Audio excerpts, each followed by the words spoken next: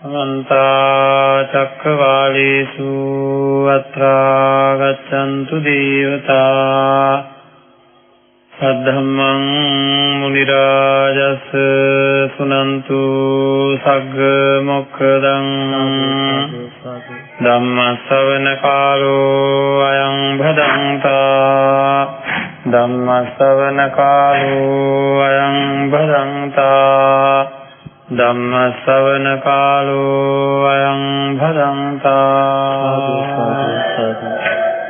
නමෝ තස් භගවතු අරහතෝ සම්මා සම්බුද්දස්ස නමෝ තස් භගවතු අරහතෝ සම්මා සම්බුද්දස්ස නමෝ තස් භගවතු අරහතෝ සම්මා සම්බුද්දස්ස කායේන සංවරෝ සාදු සාදු ආචාය සංවරෝ මනසා සංවරෝ සාදු සාදු සබ්බත් සංවරෝ සබ්බත් සංඋතා භික්ඛු සබ්බ දුක්ඛා පමුච්ඡති.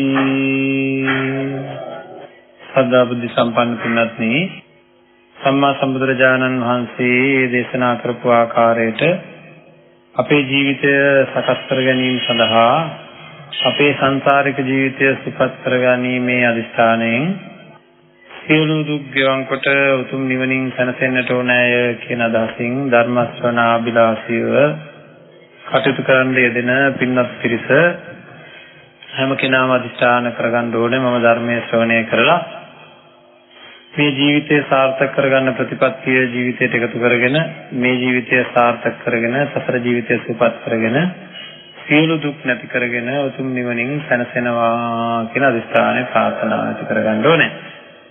ඉන්නත්නි නිවන් මාර්ග ධර්මදේශනා මාලාව කියලා කියන්නේ දැන් මේ අත්ව දන්නවා අපේ ජීවිතයට ප්‍රායෝගිකව ධර්මයේ එකතු කරගන්න ක්‍රමවේදය සාකච්ඡා කරන ධර්මදේශනා මාලාවක්. අපි ධර්මය ප්‍රායෝගිකව අපේ ජීවිතයට භාවිතයට ගන්න ඕනේ. ඒක බුදුරජාණන් වහන්සේ දේශනා කරලා තියෙන දේ. එහෙම නැතුව අහගෙන විතරක් ඉඳලා ධර්ම කරුණු එකතු කරගෙන විතරක් පළක් වෙන්නේ නැහැ. ධර්ම කරුණු එකතු කර ගැනීම බොහෝම හොඳයි. ඇසීම බොහෝම හොඳයි. අහනවට වැඩිය ගොඩාක් වටින්නේ ඊට වැඩිය කුසලතාවයෙන් දක්ෂ කෙනෙකුට තමයි අහනවට වැඩිය පුළුවන්කම තියෙන්නේ ධාරණය කරගන්න. ඊටත් වැඩිය දක්ෂ කෙනෙකුට තමයි ධාරණය කරගත්ත දේ පිළිවෙලකට තමන්ගේ පැත්තෙන් තේරුම් ගන්න පුළුවන් විදිහට සකස් කරගන්න පුළුවන් වෙන්නේ. ඊටත් වැඩිය දක්ෂ කෙනෙකුට තමයි මනසින් ඒක දකින්න පුළුවන්කම ලැබෙන්නේ. ඊටත් වැඩිය දක්ෂ කෙනෙකුට තමයි තමන්ගේ දෘෂ්ටිය ඍජු කරගන්න පුළුවන් වෙන්නේ. ඉතින් ඒකින්ද අපේ කුසලතාවය දක්ෂතාවය කොච්චරද කියලා බලා ගන්න ඕනේ. ඒ වගේම තමන්ගේ ජීවිතයට ධර්ම එකතු කර ගන්න ඕනේ. මේ වෙනකොට අපි මේ ධර්ම දේශනා මාලාවේ සීලය ගැන බොහෝ වශයෙන් කතා කරා. කොහොමද නිවන් දකින්න කියන එක ගැන කතා කරා. මාර්ගංගට කොහොමද නිවනට හේතු වෙන්නේ කියන එක මූලිකව වශයෙන්ම දැන් දැනගෙනයි ඉන්නේ. සම්මා දිට්ඨි සම්මා සංකප්ප ආදී වශයෙන් මේ සියල්ල කතා කරලා ඒ වගේම නිවනෙහි හිත අලවා වාසය කිරීම සඳහා ඡන්දය උපදවා ගන්න හැටි සාකච්ඡා කළා. ඒ වගේම ඉන් මෙහාට සීලය සමාදන් වෙලා කටයුතු කරන කෙනෙකුට තමන්ගේ සීලය ආරක්ෂා කර ගැනීම සඳහා සමත භාවනාවක් වගේම විදර්ශනාවකුත් වැඩෙන භාවනාවක් විදිහට අපි ආනාපාන සති භාවනාව ගැන දීර්ඝ වශයෙන් සාකච්ඡා කරා. දැන් ඉතින් මේ සාකච්ඡා කරන ගමන් යම්කිසි කෙනෙක් තමන්ගේ ප්‍රතිපත්තිය පුරනවා නම් ඒ කියන ආකාරයට ප්‍රායෝගිකව අපි හැම වෙලේම බලන්න ඕනේ. ප්‍රායෝගිකව හැම වෙලේම බලන්න ඕනේ මම කොහොමද කියලා. ඒකට කියනවා ප්‍රත්‍යවේක්ෂාව කියලා. අනිත් පැත්ත හැරි බලන්න ඕනේ මගේ තත්ත්වය මොකද්ද කියලා. ලෙඩක් හැදුනහම ඒ ලෙඩේ හැදිච්ච කෙනා වෛද්‍යවරයෙක් ළඟට ගියාම ඒ වෛද්‍යතුමා බලලා බෙහෙතක් නියම කරලා සැරෙන් සැරේ බලනවා ඒ ශරීරයට දැන් මොකද තත්ත්වය. දැන් උණ කොහොමද? දැන් රුධිර පීඩනය කොහොමද? ආන් එහෙම බලනවා වගේ සංසාරගත දරුණු රෝගයකින් පෙළෙන්නේ අපි. දරුණු රෝගයක් කියන්නේ කිසිම වැඩක් නැති. මැරෙනකොට දාලා යන්න තියෙන. මැරෙනකොට අනිවාර්යයෙන්ම දාලා යන්න සිද්ධ වෙලා තියෙන. එක දිගට වෙනස් වෙන්නේ නැතුව තියාගන්න බැරි. හැම වෙලේම කැඩෙන, බිඳෙන, වෙනස් වෙන, paludu වෙන මේ කියන දෙන්නේ තව චුට්ටකින් මේ කියන දෙන්නේ තව චුට්ටකින් අන්න ඒ වගේ තත්ත්වයක් තියෙන නාම රූප પરම්පරාවක් නැත්නම් දරුවෝ, දෙමව්පියෝ, සහෝදරයෝ ආදරය කරන අය, ගෙවල් දොරවල් ඉඩම් කඩම් යාන වාහන වගේ දේවල් ලෝකේ තියෙන ලොකුම දේ කියලා හිතාගෙන ඒවා මැත්තේ නැහි ඉන්න ගතිය. ඒවාම තමයි ඉතින් ජීවිතේ. හැබැයි හුස්ම හිර වෙනකොට මොකවත් නැහැ. ඒ කිසි දෙයකට බෑ. කිසිම දෙයකට බෑ. කොච්චර ලොකු ධනයක් තිබ්බත්, කොච්චර ලොකු බලයක් තිබ්බත් ඒ කිසිම දෙයකට ඉදිරිපත් වෙලා අපිට අපිව බේර ගන්න පුළුවන්කමක් නැති, අපිට අයිතියට ගන්න බැරි දේවල් වගේක් එක්ක පොරාල්ලාලා ඉන්න.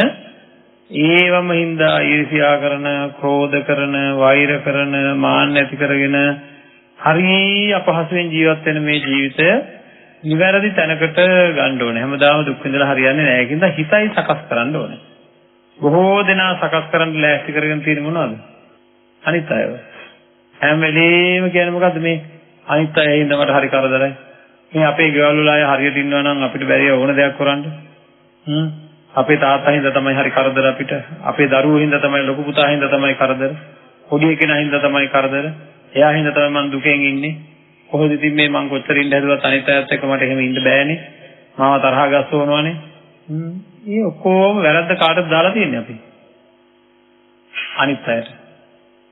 අනිත් අය වැරදි වැඩ එතකොට කියයි අනිත් අය ඉතින් වැරදි වැඩ කරනවානේ කියලා. එහෙනම් අපිට සන්තෝෂයෙන් ඉන්න වෙන්නේ අනිත් අය ඔක්කොම හරි වැඩේ කරන දවසට. එහෙම දවසක් එනවද? ලෝකේ කිසිම කෙනෙක් වැරදි කරන්නේ නැති, පොඩ්ඩක්වත් වැඩක් කරන්නේ නැති සාන්තව ඉන්න කාලයක් උදා වුණොත් අන්න අපිට සැනසීමෙන් ඉන්න පුළුවන්. එහෙම එකක් වෙයිද? නෑ, වෙන්නේ නෑ. එහෙනම් අපිට හැමදාම ඉන්න වෙන්නේ දුකේ. ඒ අනිත් අය වැරදි හින්දා. ඉතින් අනිත් අය වැරදි හින්දා Tamanට තරහ ගියා නම් ඒක කාගේ වැරද්දද? Tamanගේ වැරද්ද. එහෙනම් අන්න එතනයි හදාගන්න ඕනේ. අනිත් අයගේ වැරදි හින්දා Tamanට ඇඬෙන්න ආවා නම් ඒක කාගේ වැරද්දද? Tamanගේ වැරද්ද. ඉතින් නිහතමානීව හිතන්න වෙනවා. නිහතමානීව හිතන්න වෙනවා. මොකද මරණාසන්න මරණය ළඟා වෙන්න කිට්ටු වෙන වෙලාවේ තරහ ගියොත් එහෙම, අධික ලෝභයක් ඇති වුණොත් එහෙම කාටද පාඩු වෙන්නේ? Tamanටයි පාඩු වෙන්නේ නේද? එහෙනම් අන්න ඒක නැති කර ගැනීම සඳහා අපි කල යුත්තේ කරන්න වෙනවා.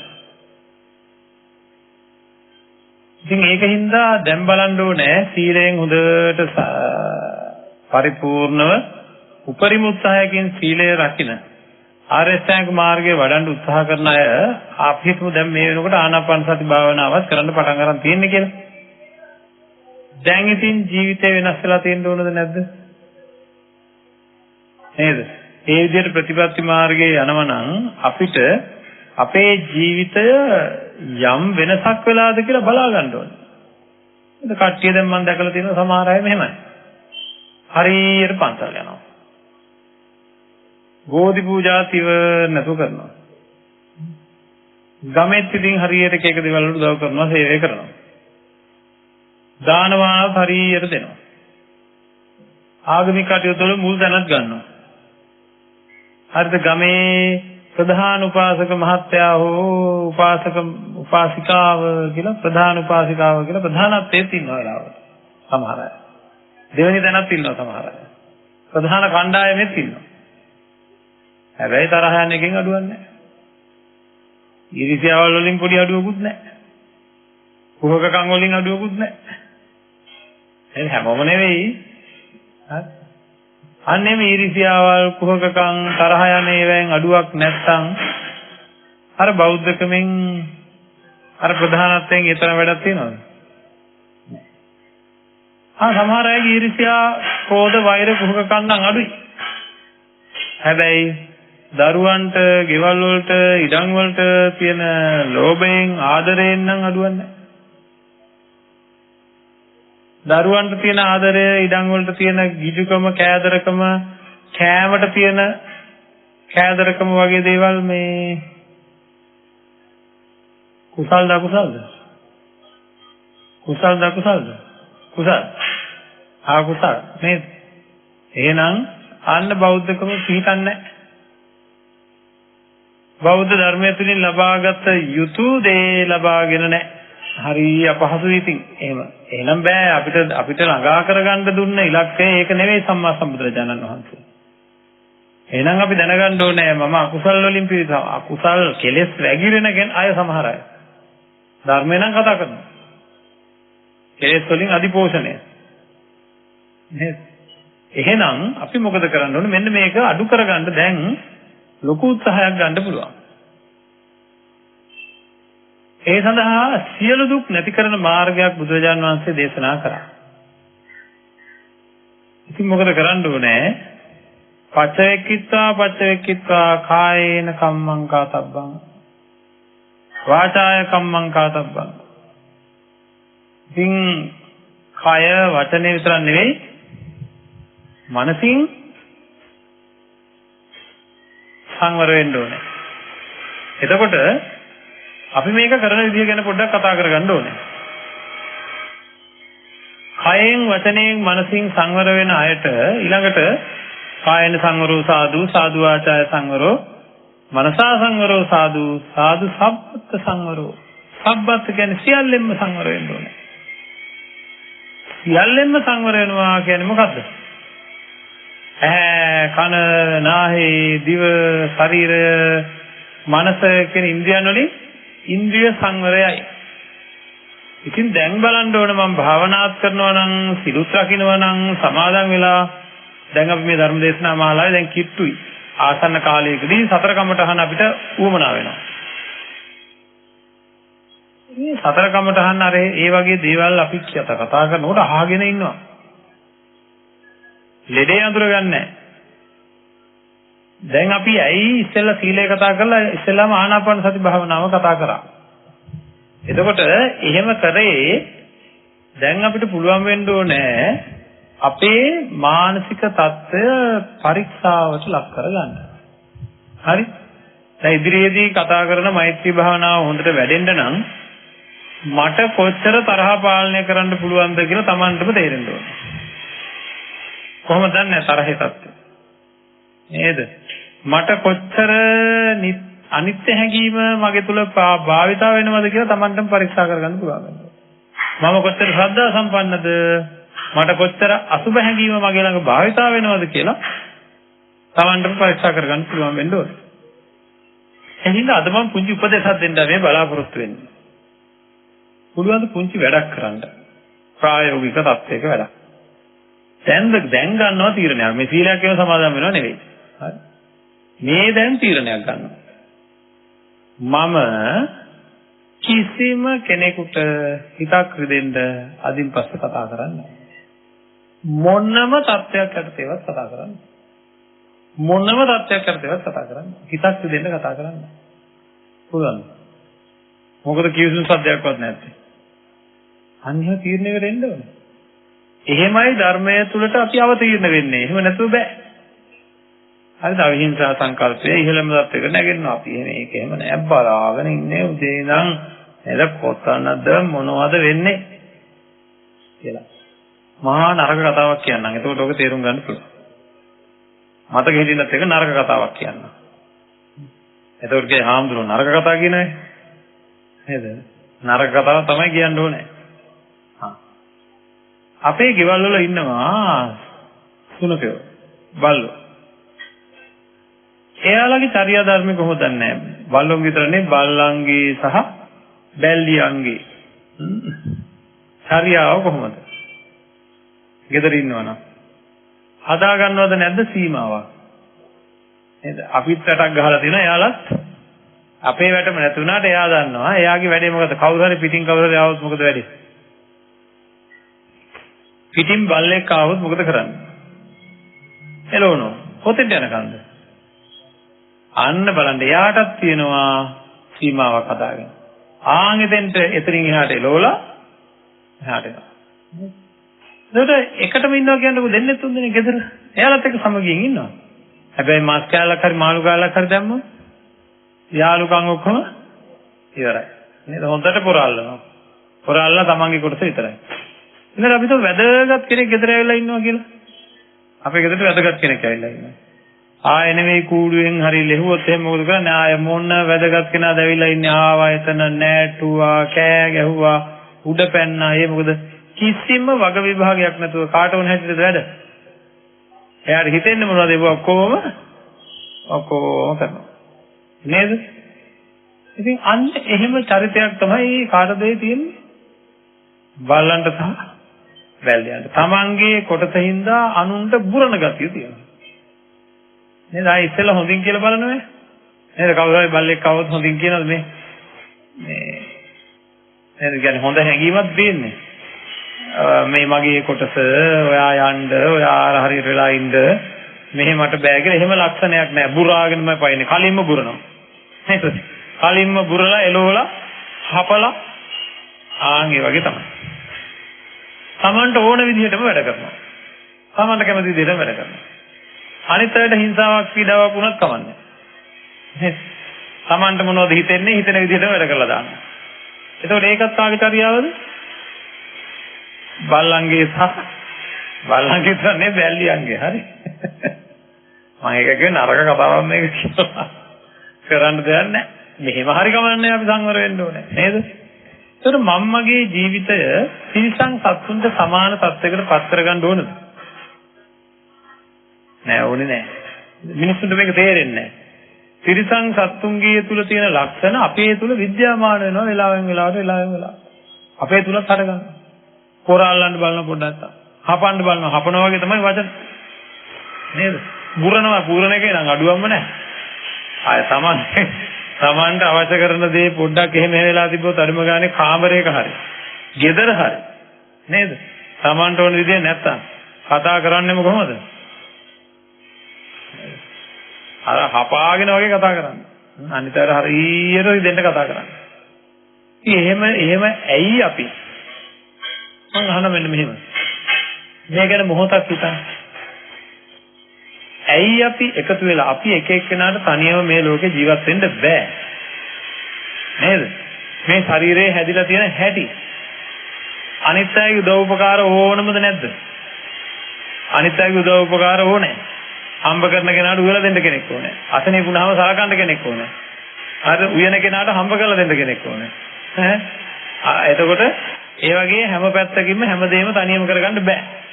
ඒකයි අපි දෙන්නෙක් එකතු වෙලා, තුන් දෙනෙක් එකතු වෙලා, හතර දෙනෙක් එකතු වෙලා, පහ හය දෙනෙක් එකතු වෙලා එකට ඉන්නේ. එතකොට මේ එකට ජීවත් වෙනකොටත් ආර්ථික අපහසුකම්, බාහිරින් එන කරදර, අවුව, වැස්ස, නේද? පෑවිල්ල, ගම් වතුර මේ වගේ ඒවා විතරක් නෙවෙයි. හරියට දුක් කරදර තියෙනවද නැද්ද? අසනීප වගේ ඒවා පවා. මෙච්චර දුක් කරදර තියෙන අපි එකමුතු වෙලා සහයෝගයෙන් ඒවට මුහුණ දෙන්න තියෙනවා නම් කොච්චර හොඳද? නේද? මොකද කරගන්නේ? ඕනෙම නැති දේවල් වගේකට විඳෝ ඉන්නවා. ඕනෙම නැති දේවල් වගේකට විඳෝ ඉන්නවා. වචන එහාට මෙහාට කරගෙන උදේට නැගිටලා කාමරෙන් එළියට එනකොට අනිත් කාමරේ ඉන්න කෙනා හරි සාලේ ඉන්න කෙනා හරි දැක්කම ඔය ඉන්නේ මොලවදී එහෙම හැංගීමකින් ඉඳලා තියෙනවා. එහෙම නැතුව ගෙදර ඉන්න අනිත් අයව දකින්නකොට අනේ මේ දරුවා කොච්චර හොඳද, අනේ කොච්චර හොඳද කියලා දකින්නකොටත් සතුටක් ඇති වෙන විදිහට අපිට ජීවත් වෙන්න පුළුවන් නම් එකතු වෙලා කණ්ඩායම නේද? කොච්චර වටිනවද? මේ තියෙන දුක් නැති කරගන්න ගමනේදී අපේ ඔන්න ඔය එකිනෙකා දැකීමෙන් පවා ප්‍රිය චක්කුව උපදිනවා නම් ඒක අපේ සමාධියට ලොකු හේතුවක් වෙනවා. ඒ කියන්නේ කණ්ඩායමකටම ගෙදර ඉන්න කණ්ඩායමකට එකතු වෙලා ධර්මානුකූල වෙන්න පුළුවන් නම් ඕක කියනකොට හුඟක් අය දුක හිතෙනවා. අනේ මං නම් උත්සාහ කරනවා තමයි. නේද? මං නම් උත්සාහ කරනවා තමයි අපේ මිනිසුත් එක්ක කොහෙද ඉතින්. එහෙම නේද අදහස්? හැබැයි මේක කරන්න පුළුවන් දෙයක්. කොහොමද කරන්නේ? ඉතා ප්‍රායෝගික වැඩ පිළිවෙලක් මම මේ කියලා දෙන්න යන්නේ. කොහොමද කරන්නේ? ඉතින්ලාම් පවුලේ ඉන්න එක්කෙනෙක්ව හදාගන්න ඕනේ. මම ධර්ම ශ්‍රවණය වෙන ඔකොටම කියනවා එක්කෙනෙක්ව හදා ගැනීමේ හැකියාව හැම කෙනෙකුටම තියෙනවා. හැම කෙනෙකුටම තියෙනවා එක්කෙනෙක්ව ඉතා නිවැරදි කරන හැකියාව. ආවද? තමන්ව. හරිද? කොච්චර බැන්නත් කිපෙන්නේ නැති. කොච්චර ඇනුම් පද කිව්වත් අනිත් පැත්තට ඇනුම් පද කියන්නේ නැති. හැමෝටම ඉතා කරුණාවෙන්ම කතා කරනවා. දැන් උන්නේ තයි ආම්දුරණන් කියයි. හරි එහෙම කරන්න ගියොත් අපේ මිනිස්සුත් එක තියෙයි වැඩේ. නේද? අපේ අය ගැන දන්නේ ආම්දුරු නෙවෙයිනේ. අපේ අය ගැන දන්නේ කවුද? මමනේ දන්නේ අපේ උන්දලාගේ තරම. නේද? එයාලත් එක්ක ඔය කියන විදිහට ජීවත් වෙන්න ඕන අපි කලින්ම තීරණය කළා ඉවරයි. උගා කෙලවට අපි කැමති නෑ අපේ තියෙන වැරද්ද දකින්න. හැමෝම ඉන්නේ කොහමද? මම නම් හරිම හොඳයි අනිත් අය හරිම නරකයි. හරි. පින්නත් මේ 1000ක් වචන කියලා තවත් කෙනෙකුට අවවාද දෙනවට වැඩිය ආදර්ශ සම්පන්නව නිස්සද්දව ඉඳීමෙන් ලොකු පණිවිඩයක් සමහර අයට දෙන්න පුළුවන්. අවවාදයෙන් හික්මවන්න බැරි ගොඩාක් කට්ටිය ඉන්නවා සමාජයේ. නමුත් ආදර්ශ සම්පන්නව කරුණාවෙන් මෛත්‍රියෙන් තමන් කටයුතු කරොත් අනිත් අයගේ පරුස වචන හමුවේ අනිත් අයගේ පරුස වචන හමුවේ අනිත් අයගේ නපුරු වචන නපුරු ක්‍රියා හමුවේ තමන්ට පුළුවන් නම් යම් විදිහකින් ඊටාම සාන්තව ඉන්න. හරිද? අනිත් අයටත් ඒක අනිත් අයව හැදෙන්න කාලයකින් හෝ හේතුවක් වෙනවා. ඊට වැඩිය ලොකුම ප්‍රයෝජන ලැබෙන්නේ කාටද? ඒක අහ කියන්නේ නැහැ.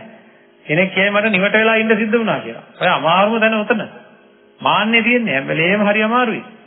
එතකොට ඒකෙන් ලැබෙන එහෙම ඉඳීමෙන් ලැබෙන ලොකුම ප්‍රතිඵලය තියෙන්නේ කාටද? Tamanටයි. හරි බය වෙන්න එපා. මිනිසුන්ට ඕන තරම් උදව් කරන්න.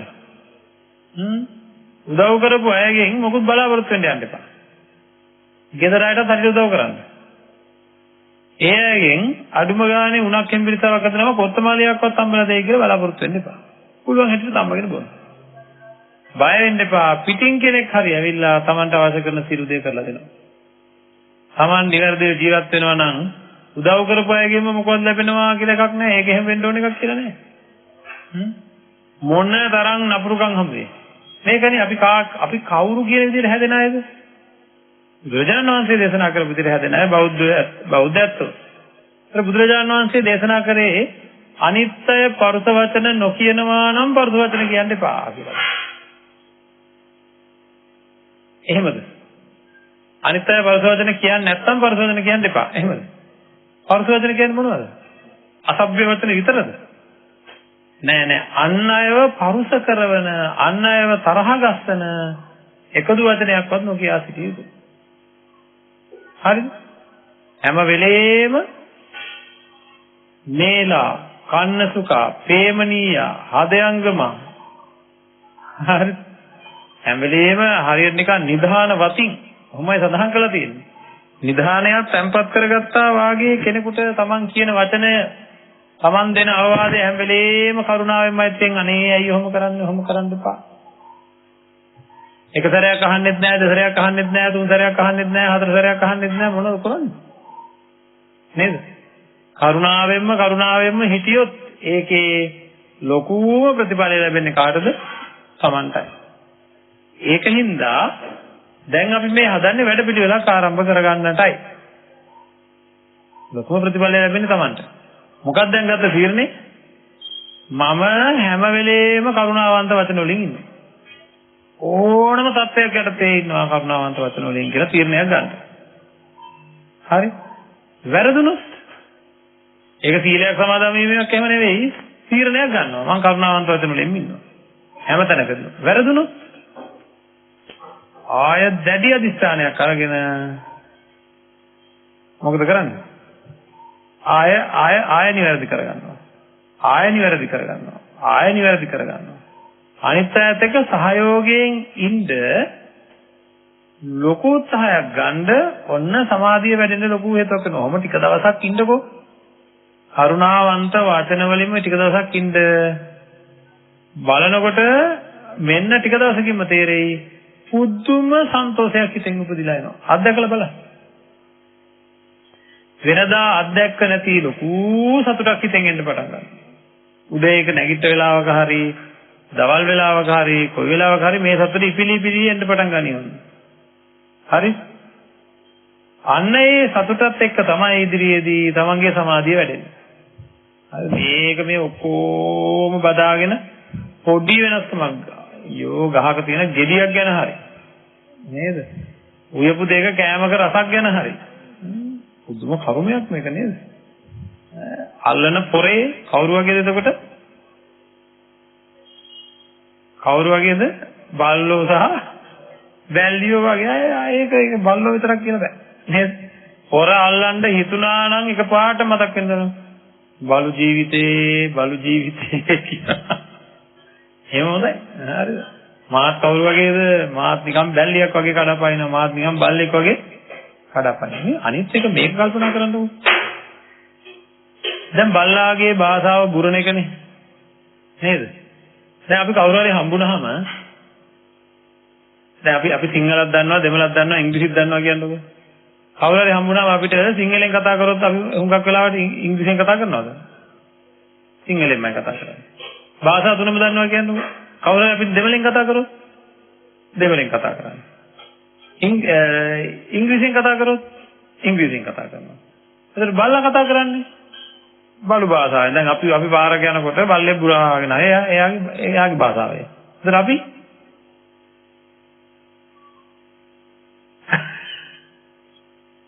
අපිත් ඒ භාෂාවෙන් කතා කරන කට්ටිය ඉන්නවා. අපි කවුරු නන්ද? බල්ලෙක් නම්. බල්ලෙක් නම් හරි බැල්ලියක් නම් හරි ඔන්න එයා බුරාගෙන යනකොට අපිත් බුරනවා. එතන ගමේ කතාවක් තියෙන බල්ලෝ බිරුවට කන්දක් පාත් වෙන්නේ නැහැ කිය. දැන් කන්ද කිව්වේ කාටද? මට එහෙනම් මං කන්දක් වෙන්න ඕනේ. බැරිලා බල්ලෝ බිරුවට අපිත් බුරන්න ගත්තොත් අපිත් අන්න කවුරු හරි නපුරු වචනයක් කියනකොට නපුරු වචනයක් කියන්න හිතට එනවා නම් කල්පනා කරන්න ඕනේ මොකද්ද? මාත් ඒ තත්ත්වෙට තොර වෙන්නේ නේද? ඕන නැති පරුස වචන කවුරු හරි කියනවා නම් කතා කරන්න දන්නේ නැතුව. කතා කරන්න දන්නේ නැතුව පරුස වචන කියනවා නම් තරහක් ගන්න නැතුව හිතන්න ඕනේ. මෙයාගේ ත්‍රිසං ගති තියෙන ජීවිතේ ඉතින් එච්චරම නෑ නේද? කියන්න එහෙම යන්නේ නෑ ඕන්න. නේද? කියන්න යන්නේ නෑ. තමන් හිතන්නේ මේක බලු ගතිය. තරහෙන් නෙමෙයි හිතන්නේ. හරිද? ඒක හිතන්නේ එයාට හානියක් වෙන්න නෙවෙයි. දැන් අපේ කට්ටිය එහෙම නෙවෙයි ඕක බලු ගතිය කියලා මුණටම කියන්න පටන් ගන්නවා. නෑ එහෙම නෙවෙයි. මේක බලු ලක්ෂණය. එතකොට බල්ලෝ ඒ පැත්තෙන් බිරුවට මට හාමුදුරුවෝ කිව්වේ මොකද්ද? මට බුරන්න එපා කියලා. මම බිරුවොත් මොකද වෙන්නේ? මම බල්ලෙක් හරි බැල්ලියෙක් හරි වෙනවා. එහෙනම් කිසිම විදිහකින් කවුරු හරි නපුරු වචන කිව්වට මම නම් කියන්නේ නෑ. මම කාගේ දරුවෙක්ද? මම බුදුරජාණන් වහන්සේගේ දරුවෙක්. මම බුදුරජාණන් වහන්සේ දේශනා කරපු ආකාරයට ශාන්ත ස්වභාවය පුරුදු කරන කෙනෙක්. ලෝකයම හෙල්ලෙන්නේ නැතුව ඉන්න උත්සාහ කරන කෙනෙක්. ලෝකයම හෙල්ලෙන්නේ නැතුව ඉන්න උත්සාහ කරන කෙනෙක්. මං හික්මෙන කෙනෙක්. මං නිවන් දකින්න උත්සාහ කරන කෙනෙක්. එහෙනම් බල්ලෝ බිරුවාට මං බුරන්නේ නෑ කියලා තරහෙන් එහෙම නෙවෙයි. අපේ වැඩේ මොකද්ද? අපි බුරන ක්‍රමෙත් ওই වචනේමයි කියන්නේ වෙලාවට. අර පැත්තෙන් කියාගෙන යනකොට මේ පැත්තෙන් කියන්න එකක් වුණා බල්ලෝ බිරුවාට කඳු පාත් වෙන්නේ නැහැ. ඒ මොකද කරේ බිරුවා. ඒක කිව්වා කියන්නේ බිරුවා කියන එක. මෙතන පාත් වෙලා කියන එකමයි. බල්ලේ බිරුවාට කඳක් පාත් වෙන්නේ නැහැ කියලා අර බුරන එක්කනටම කියනවනම් ඒ කියද්දිම මොකද වෙලා තියෙන්නේ? කඳ පාත් වෙලා කියන්නේ. මහ පොළොවක් වගේ කන්දක් වගේ ජීවත් වෙන්න පුරුදු වෙන්න ඕනේ. අන්න ඒක ප්‍රත්‍යවේක්ෂා කරන්න ඕනේ. දැන් ඔය අදහස දැන් කියනකොට නම් දැන් අදිස්ථානයක් තියෙනවනේ කොහොම ජීවත් වෙන්නේ ඇත්ත තමයි අප්පා. නේද? මරණයේදීවත් යහපතක් වෙන්න මේ විදිහට දුක් අන්දරව මැද ඔය කියන විදිහට සහනෙන්ම hina වෙලාම හැම එකටම ජීවත් වෙන්න ඕනේ කියලා හිතෙනවා. සාර්ථක වෙයිද? බැරි වෙන අවස්ථා එයි නේද?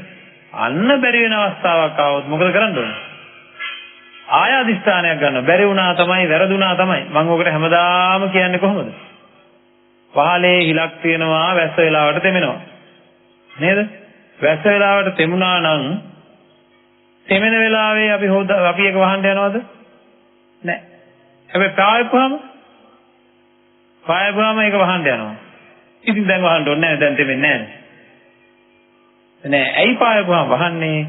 ආය වැස්සොත් තෙමෙනවා කියලා දන්නේ නැද්ද? කෙනෙක්ගේ පරුස වචන කියලා කියන්නේ වැස්ස වගේ හරියට නිකන්. ඒ වැස්ස වෙලාවට මගේ පැත්තෙනුත් පරුස වචන කියවුණා කියන්නේ හරියට නිකන් තෙමුණා වගේ හරියට. ඒ කියන්නේ හිල් තිබිලා. හරි. දැන් මාව තෙමුණා කියනකොට දැන් මාත් පරුස වචන කිව්වා. හොන්දට කිව්වා දැන්. හරි. දැන් කියලා ඉන්නවා. දැන් ඕවා කිව්ව ගමන් මොකද වෙන්නේ? වැස්ස අඩු වෙනවා. හරි. දැන් වැස්ස අඩු වුණාට පස්සේ මගේත් පරුස ගතිය නැහැ. හැබැයි මගේ අදහසක් තියෙන්න ඕනේ මේ වෙලාවේ නම් මට තරහ නැහැ. හැබැයි ආයතරයක් ඒ වගේ පරුස වචන කවුරු හරි කිව්වොත් මට තරහ යනවා. එහෙනම් මොකද කරන්න ඕනේ? අන්න ඒ තරහ යන්නේ නැති වෙන්න අදිෂ්ඨානයක් ගන්න ඕනේ. එතකොට සමාධිය වඩන්න ඕනේ. ඇයි සමාධිය තුලින් මොකද වෙන්නේ? හිතේ ඇති වෙන නොසන්සුන්කම අඩු වෙන බව අපි මුල් ධර්ම දේශනාවලදී ගොඩක් සාකච්ඡා කරා. ඒ විතරක් නෙවෙයි, ඒ අකුසලයට ප්‍රතිවිරුද්ධ කුසලය වර්ධනය කරන්න ඕනේ. මොකද්ද? මෛත්‍රිය විදර්ශනා වඩන්න ඕනේ. මොකක්ද? අනාත්ම සංඥාව ඉදිරියේදී දෙකම සාකච්ඡා කරනවා. ඉතින් ඒවා බල නැවත අදිස්ථානයෙන්ම හැදෙන්න ඕනේ. හරි? මේ අදිස්ථානයෙන් අපි හැදෙනකොට අපිට පුළුවන්කම ලැබෙනවා ටික අවශ්‍ය කරන ශක්තිය උපදවා ගන්න, වීරිය උපදවා ගන්න ඕනේ. එතකොට පුළුවන්කම ලැබෙනවා. ඉතින් කයෙන් වැරද්දක් කරනකොට, වචනයෙන් වැරද්දක් කරනකොට, සිතුවිල්ලෙන් වැරද්දක් කරනකොට, කයෙන් වැරද්දක් කරනවා කියන්නේ මොකද්ද? කවුරු හරි පරුස වචන කියනකොට ගහන්න පැනනවා. ගහන්න ගියාම ගහන පාරක තියෙන චේතනාව මොකද්ද? හුඟක් වෙලාවට තරහෙන් ගහන පාරක. තරහෙන් කාට හරි ගහන පාරක හුඟක් වෙලාවට තියෙන චේතනාව ආය බේරන්න නෙවෙයි. නේද? ඔය ගහනකොට කොයි වෙලාවක හරි අර නිලයක වදින්න එපා. නේද? එහෙම නෙවෙයි, මැරෙන්නමයි ගහන්නේ කිව්වට. තරහෙන් ගහනකොට නම් ගහන වෙලාවට ගහන්නේ ආය නෙවෙයි. සමහර අම්මලා මම දැකලා තියෙනවා, අයියෝ එපා වෙනවා ඒ වහල් බලනකොට. අම්මලා තමයි ඉතින්. හරිද? සමහර අය හරි නපුරුයි. දරුවන්ට ඔයකට ඕනකට වඩා නපුරුයි. තරහා ගියාම ගිනි පෙල්ලෙන් ගහනවා මම දැකලා තියෙනවා. පොල් ගගා ඉන්නකොට තරහා ගියොත් පොල් බෑවෙන් ගහනවා. අතේ තියෙන එකෙන් ගහන අය ඉන්නවා. හරිද? හරියට පරුස වෙලා කටයුතු කරන අය ඉන්නවා. එක දරුවෙකුට එක විදිහකට තවත් දරුවෙකුට තවත් විදිහකට සලකන අය ඉන්නවා. හරි නපුරුකම් තියන අයත් ඉන්නවා ඉතින්. ඉතින් එහෙම වෙන්න බෑ. ඉඳන්ට ලේලිටයි දුවටයි දෙවිදිහකට සලකන අය ඉන්නවා. නැන්දම්මටයි අම්මටයි දෙවිදිහකට සලකන අය ඉන්නවා. බෑනටයි පුතාටයි දෙවිදිහකට සලකන අය ඉන්නවා. එහෙම බෑ. Taman ධර්මය අවබෝධ කරනවා නම් ඒව බෑ. ඒවයින් අයින් වෙන්න ඕනේ. මොකද ඒවයින් වෙන පාඩුව Tamanටමයි ඉදිරියේදී Tamanටමයි ඒ විශාල පාඩුවක් සිද්ධ වෙනවා.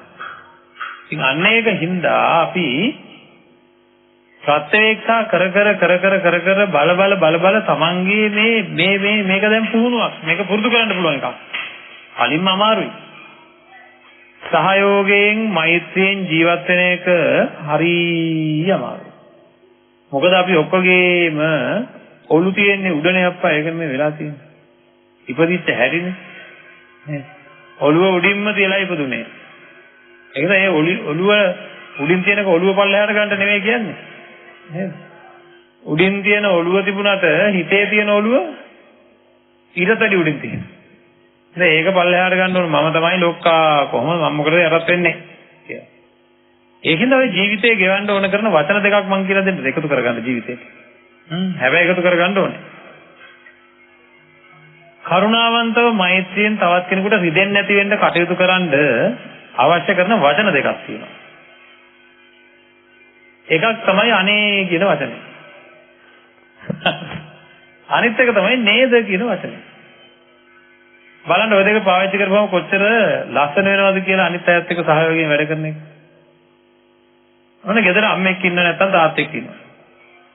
තේ එකක් බොන්න ඕන වෙනවා. සමහර අය කතා කරන්නේ කොහොමද? මට තේ එකක් හදලා කියනවා.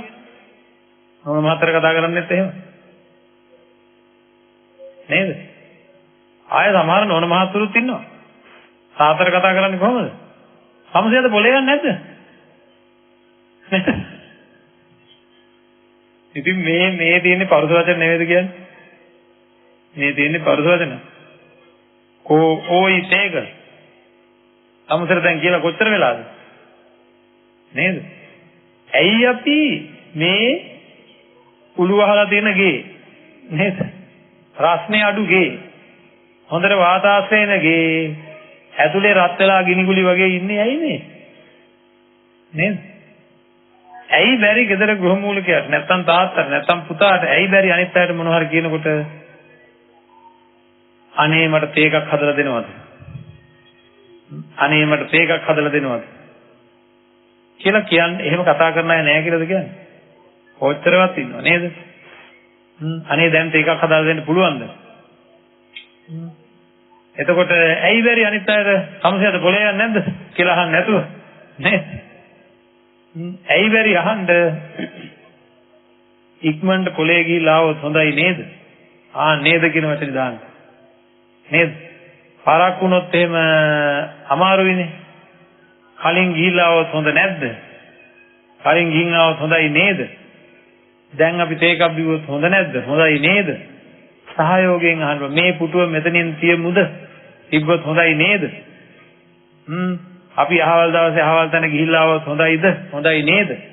අර ඉස්සරහා ඉන්න කෙනාගෙන් අනුමත කරගන්න වාගේ කතා කරන්න ඕන. නේද? අනක් දෙනවා වාගේ කතා කරන්නේ නැතුව අනුමත කරගන්න වාගේ කතා කරන්න. අනුමත කරගත්තේ නැත්නම් කමන්නේ. එහෙම කතා කරා කියලා මොකුත් හානියක් වෙන්නේ නැහැ. මෙහෙම කතා කරන්න බැරි ඇයි මේ? ඔළුව තියෙන්නේ උඩින්ද? හරිද? අනේ කියන වචනේ පාවිච්චි කරන්න බැරි ඇයි? ඔළුව තියෙන්නේ ගොඩක් උඩින් පොළවෙන් බඹ 5යි මේ අඩි 5යි තියෙන්නේ අපේ ඔළුව. හැබැයි මනසින් ඔළුව තියෙන්නේ බඹ ගානක් එහා. ඒක බස්සන්න ඕන පල්ලෙහාට. හරිද?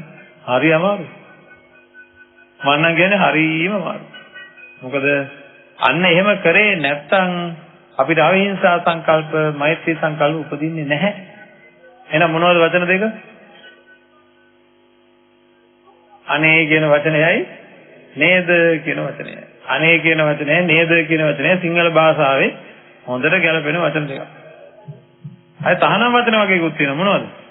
ඕයි, තමුසේ, නේද? තමුසේ කියන වගේ වචන හරි නපුරුකම් දනවන වචන. හැබැයි ඉඳලාම ආදරයටත් තියෙනවා. නේද? ඒක එතකොට තේරෙනවා හොඳට. නේද? ආදරයට කිව්වද තරහට කිව්වද කියලා. ඒකින්ද අනිත් ඔක්කොම පැත්තක හිටපුවාවේ මම ඊටාම සංවර වචන භාවිතා කරමින් හැම වෙලේම ඉන්නවා කියලා හිතෙන්න ඕනේ. ඒක දැඩි ඉස්සෙල්ලාම දැඩි අධිෂ්ඨානයක් ගන්නවා. ඒකට කියනවා තදදි මුක්තතා කියලා. තදින් අධිෂ්ඨානයක් ගන්නවා. තදින් අධිෂ්ඨානයක් ගන්නවා. මම කරුණාවෙන්ම ජීවත් වෙනවා. මම මෛත්‍රියෙන්ම ජීවත් වෙනවා. උපරිම උත්සාහ කරනවා. හරිද? ඕනම නපුරු දෙයක් යටතේ උපරිම උත්සාහ කරනවා. අපේ හිත ඔය කෙලෙස් ධර්ම වලින් අපරිසිදු වෙලා ඇත්තටම සමාධියට ලොකු බාධාවක් වෙනවා මේ නපුරු වචන වලින්. උදේ ඉඳන් හැංගීමක් තියෙනවනේ මම බොහෝම තැම්පත්. මම බොහෝම තැම්පත්. තැම්පත් කියන හැංගීම හැම වෙලේම තියෙන්න ඕන. මම සාන්තව ඉන්නවා. හරිද? මම සාන්තව ඉන්නවා. හරි? එහෙම පුළුවන්. ඉතින් එන්න ඒ ගතිය තියෙන්න ඕන හැම වෙලේම. උදේ ඉඳන් හැන්දෑ වෙනකම් මම ඉතා තැම්පත්. ඉතින් අපේ දරුවන්ට මේ පුහුණුව දැන් නැහැ. මට මතකයි අපි ඉතා පොඩි කාලේ එක්තරා බාලිකා විද්‍යාලයක්. හරිද? මේක කුඩා කුසුම් බාලිකා විද්‍යාලය කියලා බණ්ඩාරවැල ප්‍රදේශයේ තිබ්බ විද්‍යාලයක්. ඒ විද්‍යාලයට සම්බන්ධ වෙච්ච ළමයින්ට ලස්සන ගීතයක් උගන්වලා තිබ්බ පුංචි කාලේ. හරි. මම මේක කියන්නේ අපේ දරුවන්ට දැන් මේවා නැති එක පෙන්වන්න. ඒ ගීතයේ තිබුණ තේමාව විතරක් මම කියන්නම්. ඒකේ තියෙන්නේ ඒ ළමයින්ට හැම වෙලේම පුරුදු කරලා. ගීතස්වරයකින්. මම හිතන්නේ පාසල් ගීතය හරි මොකක් හරි එකක් තමයි. ඒකේ මුලින්ම තියෙන්නේ උදේ සිට තැම්පත්ය කියලා තමයි මේ ගීතේ පටන් ගන්න. අපිටත් ඔක තේරුන්නේ නැහැ ඒ දවස්වල. හරි මොකද්ද කියලා. දැන් තමයි තේරෙන්නේ මේකේ තියෙන වටිනාකම කොච්චර. ළමයින්ගේ හිතේ හැම වෙලේම තියෙන්නේ මොකද්ද? උදේ සිට තැම්පත් මං තැම්පත් කෙනෙක්. මං තැම්පත් කෙනෙක්. මං තැම්පත් කෙනෙක් කියලා. ඒ වගේ ඒ මොකද තමන්ව තමන් පිරික්ස ගන්න ඕනේ. උදේ ඉඳන් ඉතා තැම්පත් ඉතා තැම්පත් ඉතා තැම්පත්. හරි. ජීවිතේ ගෙවන්න දැඩි අධිෂ්ඨානයක් ඉස්සෙල්ලාම ගන්න. පළවෙනි එක තමයි ඉස්සෙල්ලාම ලොකු අධිෂ්ඨානයක් ගන්න. දෙවෙනි එක වැරදුනොත් මොකද කරන්නේ? ආය අධිෂ්ඨාන අරගෙන වෙනදාට වැඩිය ශක්තියෙන් කටයුතු කරන්න ඕනේ. එහෙමත් ශක්තිමත් වෙනකොට නැවත වැරදුනොත් ආය උත්සාහය ගන්නවා.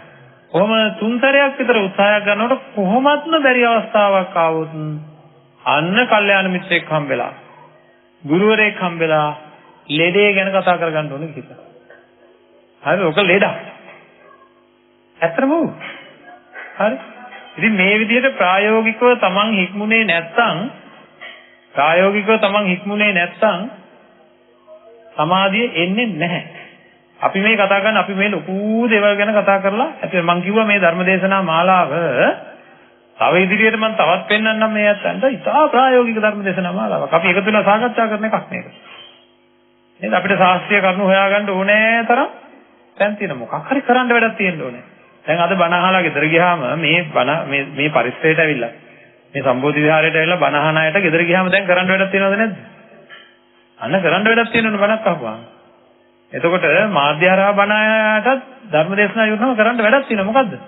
උදේ සිට තැම්පත් වෙලා ඉන්න. නේද? මං තැම්පත් ජීවිතයක් ගත කරන්න හැම වෙලේම තැම්පත්. අනිත් එක කවුරු වෙන්නේ නැතුව ඉන්න ඕනද? බල්ලෙක් හෝ වැලියෙක් වෙන්නේ නැතුව ඉන්න ඕනේ. නේද? බල්ලෙක් හෝ වැලියෙක් වෙන්නේ නැතුව ඉන්න ඕනේ. උදේ සිට තැම්පත්. ආන් ඒක ප්‍රායෝගිකව කරොත් මම කියන හින්දා කරන්නේ. මාසයක් සතියක් කරලා බලන්න මම කොහොම හරි ඉන්නවා කියලා ආය වීර්ය අරන් ඉඳලා බලන්න ඔන්න පහුගිය ටික දැන් උත්සාහ කරන්න තිය ආනාපාන සතිය. ඔන්න ආනාපාන සතිය වැඩෙන්න පටන් ගන්නවා. හැන්දෑවට භාවනා කරන් ඉඳගත්තාම අනේ ඒව ඇත්තමයි මේ කියන්නේ. හරි පුදුම සන්තෝෂකින් ජීවත් වෙන්න පුළුවන්. තමන් සංවරව ඉන්න, තමන් කරුණාවෙන් ඉන්න, සියලු දෙනාගේ තරහ ඉදිරියේ තමන් කරුණාවෙන් ඉන්න, මෛත්‍රියෙන් ඉන්න පුළුවන්. එතකොට දැන් බැරි වුණොත් එහෙම කල්යාණ මිත්‍රෙක් ආශ්‍රය කරන්න කිව්වා නබෝ දිනකින් අපි සතර කමඨහන ගැන කතා කරනවා. සතර කමඨහන වර්ධනය කරනකොට ওই ප්‍රශ්නේ විසඳගන්න ලේසියෙන් පුළුවන්. මම මේ දැන් බැලුවේ. දැන් ඕක පුරුදු පුහුණු කරොත් මම හිතන්නේ 20 මේක 23 වෙනි ධර්ම දේශනාව 27 28 වගේ ධර්ම 26 27 වගේ ධර්ම දේශනාවලදී අපිට සතර කමඨහන කතා කරන්න පුළුවන් වෙයි. අන්න එතකොට තේරෙනවා මේක වැඩුවා නම් ඉතින් ඉන්න පුළුවන්. මට වැරදිනේ මෙතනයි කියලා තවත් හොඳට එතකොට උත්සාහ කරපු අයට වැරද්ද හොඳට අහු වෙනවා. එහෙනම් උත්සාහකරනද මෙන්න මේ වචී සංවරය, කාය සංවරය, මනසත් සංවරයයි tempත් කියන්නේ නේද? එතකොට අපිට පුළුවන් වෙයි මින් පෙර ධර්ම දේශනාවේදී අපි කතා කරපු ඉන්ද්‍රිය සංවරය ගැන ඉන්ද්‍රිය සංවරය ඔයිටත් වැඩිය හොඳට පවත්වන්න හෙට අනිද්දාට පුළුවන් වෙනවා. අපිට මේ විදිහට දැන් ඉන්ද්‍රිය සංවරය ඇති කරගන්න උත්සාහ කරා කියනකොට කවුරු හරි කරා නම් බැරි වෙන්න හේතුව තමයි ඔය තියෙන තැම්පත් ගතිය නැතික. ඒ ඉන්ද්‍රියන් තැම්පත් කරගන්නවා කියන්නේ කොච්චර දෙයක්ද? ඊට කලින් ඔය වගේ ක්‍රමානුකූලව අපි මේ ධර්මයේ තුලට අවතීර්ණ වෙන්න ඕනේ. නැත්නම් කවදාකවත් අපිට නිවන් දකින්න හම්බෙන්නේ නැහැ. කවදාකවත් දුක් නැති කරගන්න හම්බෙන්නේ නැහැ. විඳින දුක් නැති කරන එකම ක්‍රමය කායේන සංවරෝ සාදු, සාදු වාචාය සංවරෝ, මනසා සංවරෝ සාදු, සාදු සබ්බත්ත කියලා කිව්වේ සියලු දේ කියන්නේ ඇහැ කන නාසය දිව ශරීරය ඉන්ද්‍රිය සංවරයයි. සබ්බත්ත සංවුතා භික්ඛු සියලු දේ සංවර කරගත්ත භික්ෂුව කියලා කිව්වේ එතන ගවේෂණය කරන්න. ආවද? තමන් ඒ කියන්නේ නාම රූප විදර්ශනාවට ලක් කරන්න. අන්න ඒ තැනත්තා සබ්බ දුක්ඛාපමුච්චති සියලු දුක් නැති කරගන්නවා. ඒක අනුන් කරන දෙයක් නෙවෙයි, තමන් කරන දෙයක්. ඒකින්ද දැඩි අධිෂ්ඨානයක් ගන්න ඕනේ. අද දවසේ මේ ධර්ම දේශනාව සඳහා දායකත්වයෙන් දරපු මේ පින්වත් අය මේ දායකත්වයේ හේතු කොටගෙන කවුරු හරි කෙනෙක් මේ බණ අහලා යන්තම් හරි හික්මුණා නම් එයාට විශාල ලාභයක්. ඇයි? එයාගේ අනාගත පාපකාරී මහා අපායයන්ට තිබ්බ ගමනක් පවා වෙනස් වෙන්න පුළුවන්කම තියෙනවා. අන්න ඒ වෙනස සිද්ධ කරගන්න අපි දායක වුණා එතකොට. මේ ධර්ම දානමය පුණ්‍ය කර්මය අතිවිශාල වෙන්නේ ඒකයි. මේ ඇත්තෝ අන් අයගේ යහපත සඳහා දායක වුණා කොතන හරි මේ ලෝකේ කවුරු හරි කුංචි හරි හික්මීමක් ඇති කරගත්තා නම් ඒ සියලු පින් මේ ඇත්තන්ට අනුමෝදන් වෙනවා. ඒකින්ද බොහෝ පුණ්‍යලාභීව කටයුතු කරපු මේ පින්වත් අයට සියලු දෙනාටම පෙර ආතුව සියලු දුක් ගෙවන් කොට උතුම් නිවනින් සැනසෙන්නට මේ පින් හේතු වේවා කියලා ප්‍රාර්ථනා කරනවා. ආකාසට්ටා ච බුම්මට්ටා දේවා නාග මහිද්దికා පුඤ්ඤන්තං අනුමෝදිත්වා චිරං රක්ඛන්තු ශාසනං චිරං රක්ඛන්තු දේශනං චිරං රක්ඛන්තු මං පරන්ති.